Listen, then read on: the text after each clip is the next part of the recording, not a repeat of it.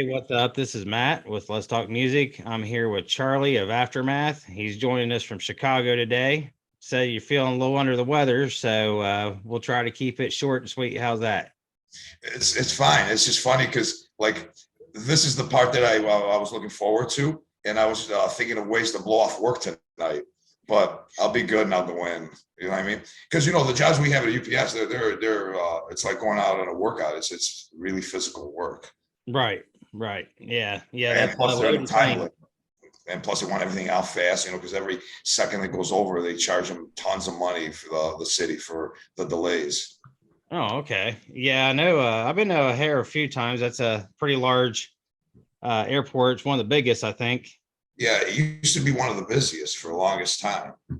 But I think there's another city, what, Atlanta? What's busiest now? Atlanta? I think so. Yeah, we lost the busiest title. Ah.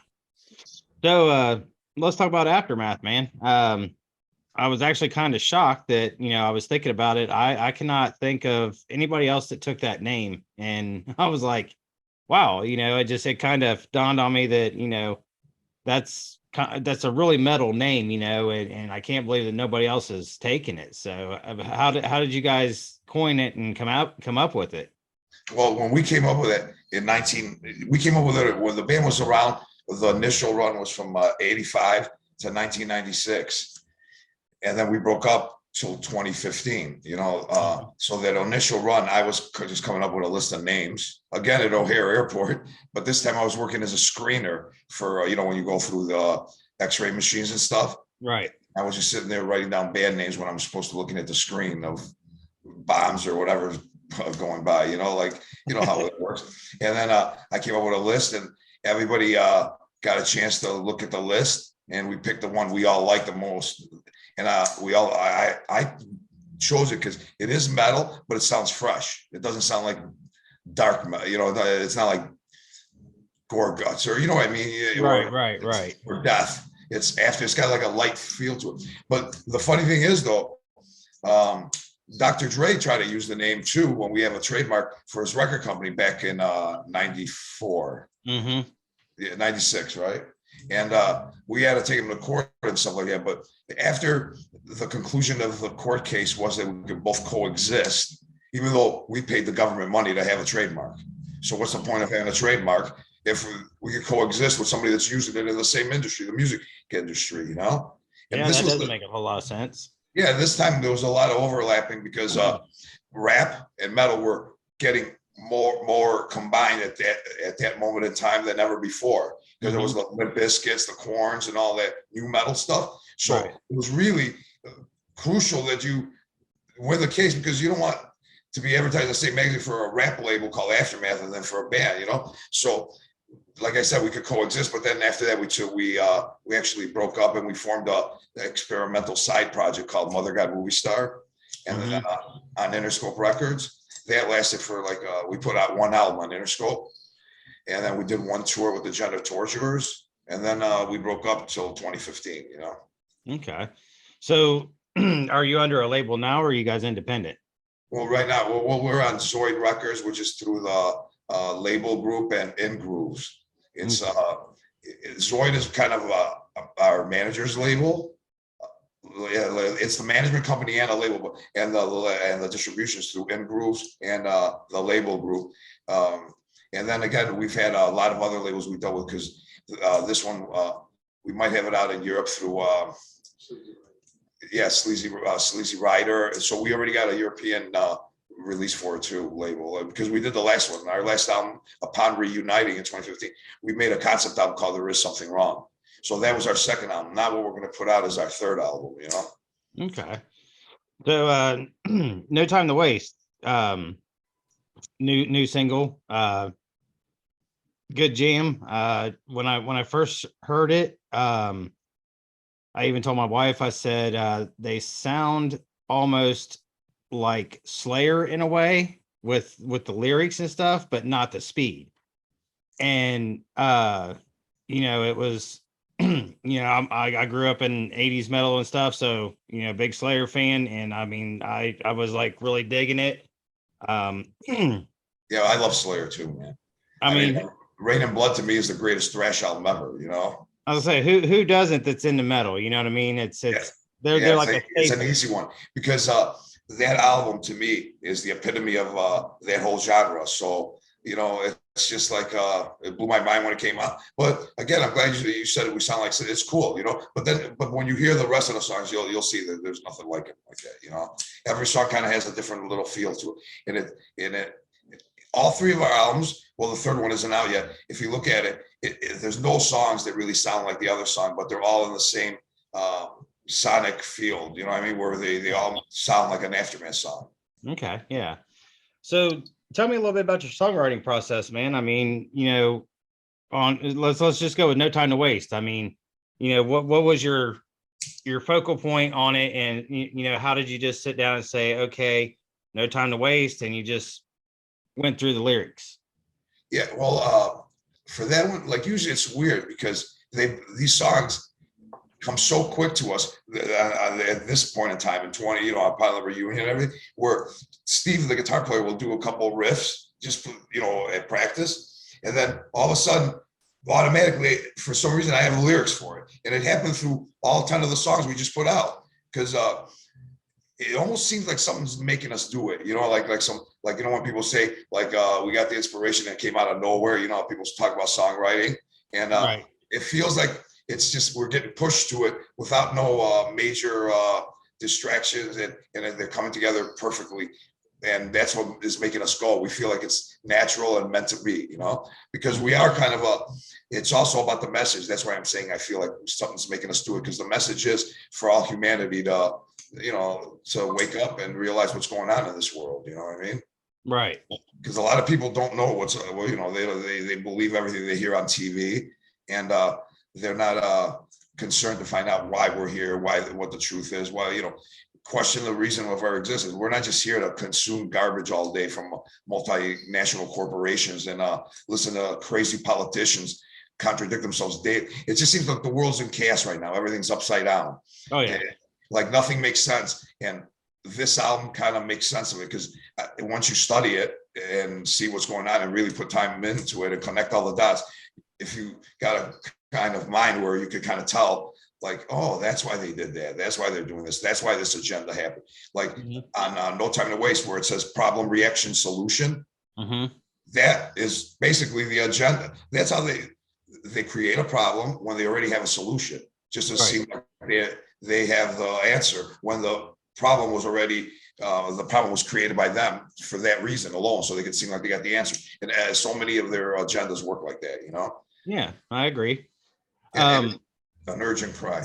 So is that like a kind of a theme for you guys? Is with your songs, is some kind of I wouldn't say really political. I mean, I guess you could throw political in there, but also like tired of the shit going on in the world, and this is how I feel about it. Yeah, because what's funny? Animals, Pink Floyd. Mm-hmm. That album is kind of like the There Is Something Wrong album that we wrote, and this album that's coming out now. They kind of follow, because the pigs, the dogs, they all represent the authority, the politicians, and the people's sheep. Right. So it's almost like just Roger Waters did on Animals. He knew there was something wrong, and he was just telling people, hey man, the world isn't what you think it is. It isn't like, it is. Question everything is the major thing. You got to question everything. But the problem is, what if your mind is not the right set? You're so brainwashed, you don't even know what to question anymore. You know what I mean? Right. That's the thing I'm worried about. Like, everybody could search and find the meaning for things, but hopefully they could decipher what it really means, because it's so easy to gaslight people, and Oh yeah. brainwash them. Well, and it's funny because we talked about Slayer a little bit here, and Megadeth, Metallica, all those bands, back in the day were throwing out, especially Megadeth throws out a lot of political. Oh yeah. But Slayer was talking about, and like War Ensemble, or Metallica and Disposable Heroes, I mean, and if you I mean, I think you got a half and half. You know what I'm saying? There's half people that just like they love the jam. They get out there, they they mosh, they headbang, whatever. Then you got the other half that like to get out there, jam, mosh, and headbang also, but they understand the meaning of the song. They actually pay attention to the lyrics. And it's, I think in my mind, it's more of you guys being able to express yourselves, but you're doing it through an artistic way and the best way that you know how. So, you're putting together this jam and you're like, hey, fuck this. And some people catch on, some don't. Yeah, that's right. And you can't expect everybody to catch on. And it's not really our job just to make everybody catch on, whoever wants, but at least we're putting it out, at least we're whistleblowing. And then if somebody just enjoys it just for the power of the music and the beats and the aggression, then that's fine. We're not like going to go around and try to sell it to them, Right. Like, remember, just like Roger Waters did back then, like we were listening to Animals a million times. I never knew till way later that it was about what we're singing about, about how the world works and how the dogs and the sheep and all those things really represented the community. Well, he wasn't talking about actual sheep and dogs in the farm, Right. We didn't know that back then, so that's the kind of way it should be, and then hopefully if somebody does decide to read into the message, I'm 100% positive that as every year goes by, the albums will become more and more reality to people, because there's nothing on these albums that's written that's where I'm going to look back, oh my God, I can't believe I thought that. Was I insane? The world's not like that. I'm so positive that it'll stand the test of time, and it'll get the people that need to hear it. You know what I mean? Yeah. Because it's for all of us. The question, no time to waste. It's not just for me. It's for all of us. Like, better wake up, man, because they got some agendas planned. I'm not going to get into any conspiracy talk, but trust me, there's things planned by, I call them the parasites, that aren't good for humanity. They're anti-humanity. So, well, also, we're being fed shitty food, Monsanto, and we're being messed around with HARP stuff through weather modification, and the pharmaceutical companies have poisoned millions of people, have had lawsuits. Yeah, don't even get the years with that. Yeah, nothing stops it. And now they want to be now they're trying to pass a law where you can't even sue them. You know what I mean? Mm-hmm. So the evil's out there. We just got, in a way though, it's almost like we're here on earth to pick the right road, like the good road or the bad road. You know what I mean? So your soul, like I always say, do good, be good, and then don't worry about everything in the world, because you can't fix everything in the world. Like, you can fix yourself, but you can't fix the world, right? You can just only give your opinion, and just be good and do good and think positive, because positive thinking and thoughts and vibrations are real. They like dark thoughts and hanging out with dark crowds and, bad scenes, thieves or murderers or liars, that brings negative vibrations to you. You know what I mean? So you just got to be aware where you put yourself in and what we're here for. I think we're here to be tested. So, like, I mean, when you hear that you get your message out, do you feel that you kind of like you said, if you just want to jam out to it and this and that, I'm fine with that, and everybody takes music a different way. But when you hear somebody say, hey man, I got your message and I dig it, I agree, does that make you feel accomplished? It makes me feel like, wow, it feels good, because it's almost like, let's say you're working in a factory and you're whistleblowing because something's going on in your job, right? And when you put it out there and you see people go, hey, he's right, man, that's what's happening, that's not fair, let's mobilize behind this and change it and make it better for us. Just I'm talking about if you're working like in a factory, right? So you'll feel good that. So it's definitely a good feeling when you realize, because I know it's positive stuff. So they're not picking up something negative from the lyrics. They're just picking up to how to. Well, yeah. Basically, what I'm saying is there's no need to ever have a revolution, to go on the streets and fight the government and fight that. No weapons, no violence. That stuff doesn't work. You've seen during 9/11 when they were going to Iraq, every country had 1 million people out on the street saying we don't want the war, right? Right. Did they stop it? No, nothing will stop it. But if we all knew who the enemy is, just like the Wizard of Oz, if you knew that guy was behind the curtain, that's all it takes. Just the knowledge. That's all you need. And if everybody knew that, they wouldn't be able to do what they're doing. They wouldn't Right. love wars because, come on, man. They just like the president. Which president warned us at the end about the industrial complex? Eisenhower. He goes, "There's going to be a problem, man. These people are war maniacs. You know, in the future, you guys better take care of this." That was whistleblowing too. You know, Right. because think about it. If good people ran the world and it wasn't these bloodlines, because it's the people that own the Federal Reserve. You know, it's not federal and there's no reserve in it. It's private families. You know, they're really like the Rothschilds or whatever. If good people ran the world, they wouldn't even make the weapons to blow up the world. There'd be no such thing where, yeah, this factory over here is making bombs that could blow up the world. It wouldn't be, people go, "What are you, crazy? Close that down. What do we need that Right. for?" You know? To, Yeah. And all the wars and everything, you know, like that, you know, it's just like just John Lennon said. That's why we did Give Peace a Chance. We did one cover in our whole entire thing, and we did the Lennon song, Give Peace a yeah. Chance, because that fit the topic, you know what I mean? Right. I seen that in your press release. So yeah, I mean, it's I feel like, you know, it's you're given your band members, everybody, you're given this talent to make music, and or if you're an actor or whatever, you're given this talent, you harness it, you grow it, you know, and you know, getting to be able to tell your story and express it through your art is, you know, extremely influential because, you know, how many people's going to see that movie, or how many people's going to see, you know, your video, or how many people's going to, you know, come and see you in concert, you know, and it's again of, you know, how people take that message. But that's the great thing about music is it's so artistic. It's so, it can be, there's just such a wide, broad spectrum of how music can be taken. And, you know, I mean, you got like rap, for instance, you know, that's people talk about, like, say, NWA, you know, they were talking about back in the day, police brutality and, you know, stuff like that. Or You Public got, Enemy.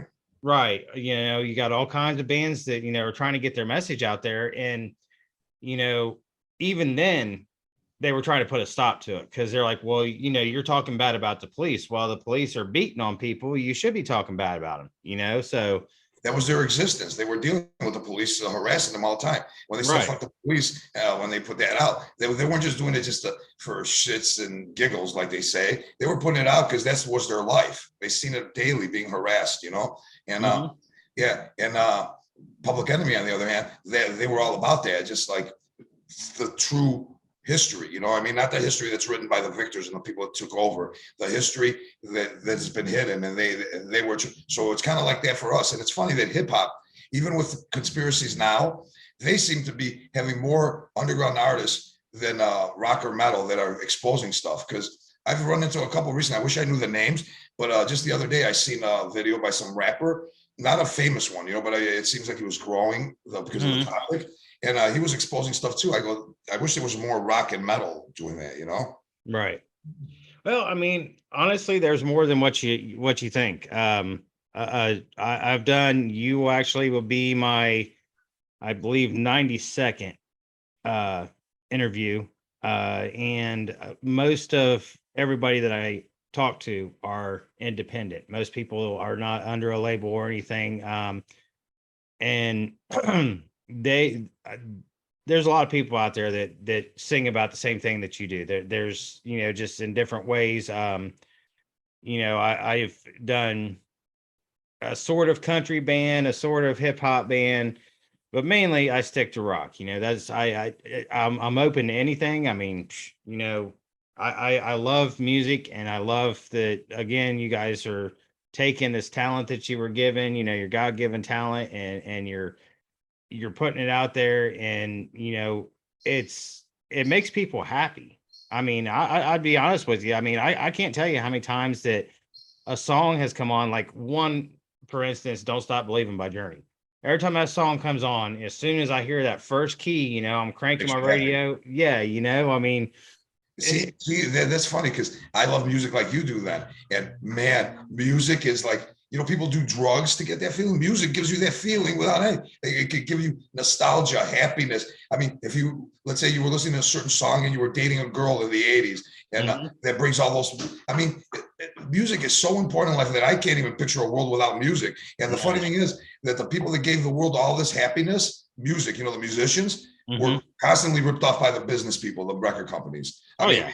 think about it. The biggest artist in the world at one point was Michael Jackson, and he was getting $1 a CD, and there was a big comment. Wow, Michael Jackson's getting $1 CD. Well, who's getting the other $15? You know what I mean? Right. CDs cost 10 cents to make. So the biggest was get $1. Man, it's just sad that they provide so much goodness and happiness to the world that the people that would sign them and put their stuff out were doing nothing but robbing them, ripping them off Mhm. finally.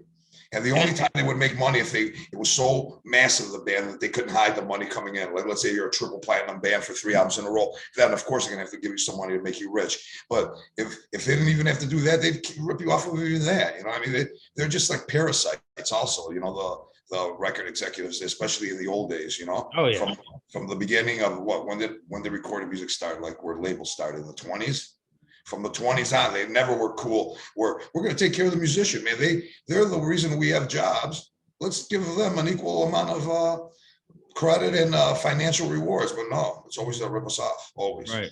Yeah, and I agree with that too. I mean, that's where I've really become a fan of these independent artists that, they're putting in all their heart and soul and, money into making the music and, making the videos and going out on tour. And, it's great. And it's like, If it's it it kind of seems like you got reminds, an enemy. The people that are supposed to be working with you are really your enemy, going against you to take your money. You know what I mean? right. In tricky ways. You know what? And going on tour, if it wasn't for Led Zeppelin's Peter Grant, you would have been ripped off on the live front as much as the recording front. Because when Peter Grant decided to make Led Zeppelin make 90% of the take from the gig revenues, that was Mhm. unheard of. But only they could get away with it because Led Zeppelin was so big at the time, so they had no choice. But he was one of the only managers that I've studied. I read all the biographies and everything, that truly loved his band and wanted them to prosper and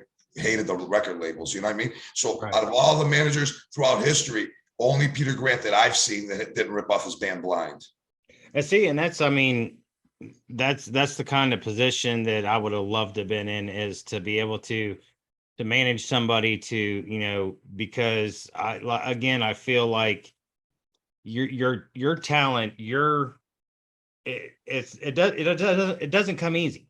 I mean, a lot of people can't just pick up a guitar and, they're Jimi Hendrix, or, let's even go more modern, Sinister Gates, or, somebody like that. Freddie It's Van Halen. right. It's It's not. It doesn't come easy. And think about it. And to get the luck to get 3, 4 other guys to mesh well together and make songs, and yeah, then to go on the road and then go record. It's no musician's life is not an easy life. It's not a simple little life where you get benefits and stuff like that. First of all, most of them don't have health insurance. And when they get older, you see how most musicians live, unless you're Mick Jagger or something like that. yeah, It's not an easy life. And then it's just unfortunate because, again, going back to music is amazing, man. Imagine a movie without the soundtrack. Like if you take away, even I remember when I was watching the Damien the Omen, and hmm, that movie was scary as hell when we were little kids. The original one remember back that. in the 70s. And I remember thinking it was the scariest movie ever. And then one day we rent the soundtrack from the local library, just the vinyl. I'm talking about in the 70s.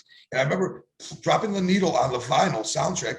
It became as scary as the movie without even watching anything. I go, oh my God, the thing that made it scary and dramatic was the music. Right. Because I felt the same thing I felt when I was watching it. And the reason we got the soundtrack is because after that, I mean, the reason we kept it after that, we go, man, we made some prank calls. Some people were playing Damien Omen movies and Black Sabbath War Pigs when we were kids, just for the hell of it, just like the Jerky Boys or something, Right. you know. But I mean, think about it. That movie was scary as hell. Take out the music, it wouldn't be nothing like you thought it was scary wise. It was the music that made it that scary. So Oh music yeah. is important on every aspect of life, and life would be so boring without music. I mean, it'd be devastatingly boring. I definitely I agree 100% with that, man. So any plans of hitting the road soon? Well, we're doing a show here December 10th in Chicago, but Hmm. after this, the album is coming out in January. We're going to put out one more single after the No Time to Waste, the title track that we just put out Hmm. next month.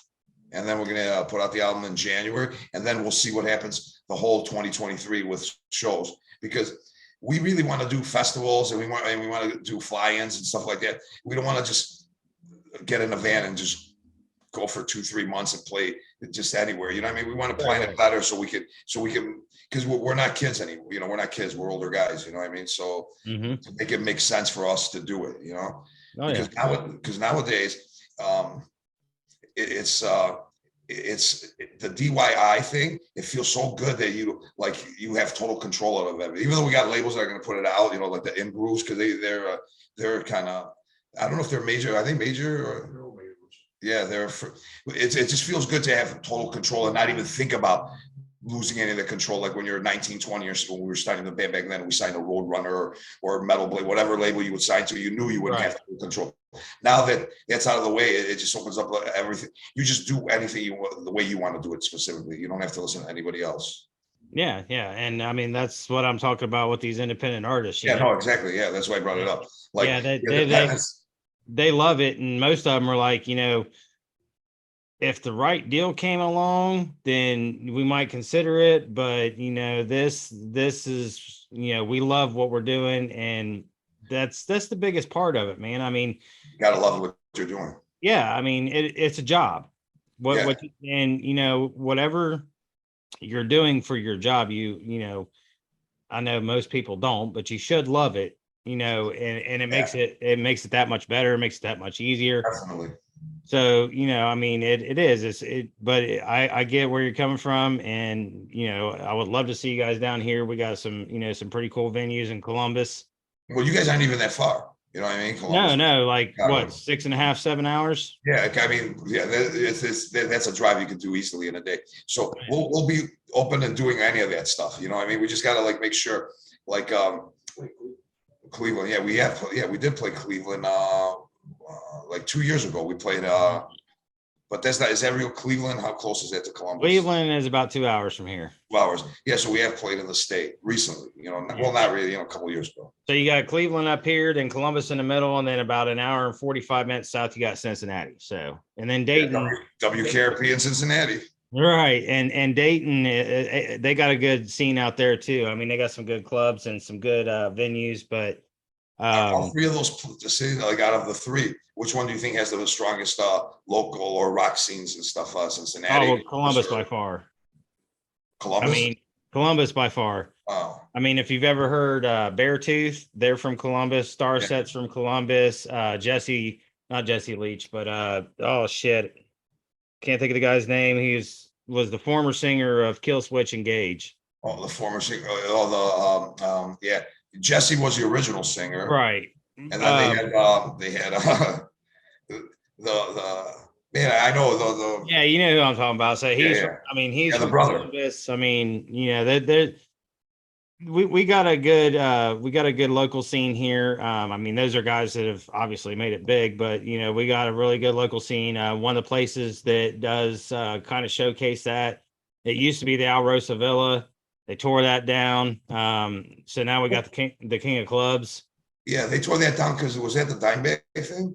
No, it wasn't because of the Dimebag thing. It was more of the owner was done, and you know, I don't think anybody in his family wanted to take it over, so they did what they thought they should do and just sold it to, you know, a developer, and they tore it down. They leveled it, right? It's gone totally. Right. Yep.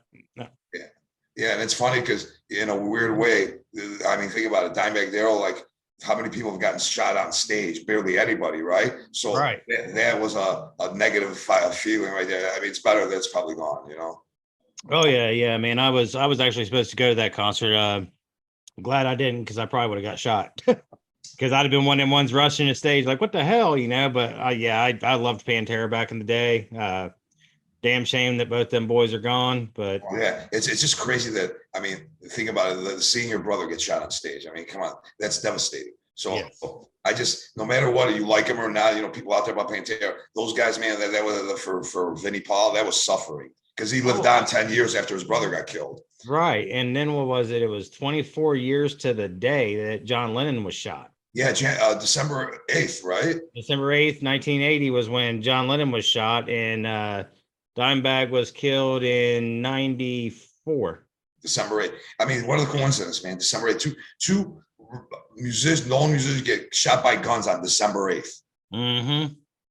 That's crazy, right? It It is. almost makes you, it all, you know, believe it or not, a lot of like the thing where people go on conspiracies, there's a lot of those things where I'm not saying this, you know, well, the John Lennon, I could just say for the CIA, they wanted him out of the country, you know what I mean? So they had files on it. So it's still, I don't care if there's a conspiracy or not. The man was known to talk about peace.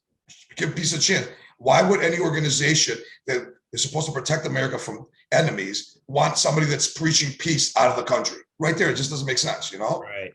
So that he dies, you should right there question that, you know what I mean? I'm not, you know, it just seems too convenient that he just, and plus, what's his name? I seen a long documentary with Chapman, whatever his name was. Mark David Chapman. And of course, there's the connections with the military and everything and his parents and stuff. Oh, So yeah. there's even more stuff to make you go, really? You know what I mean? It's never like, well, this guy has no, you know what I'm talking about, right? Oh, yeah.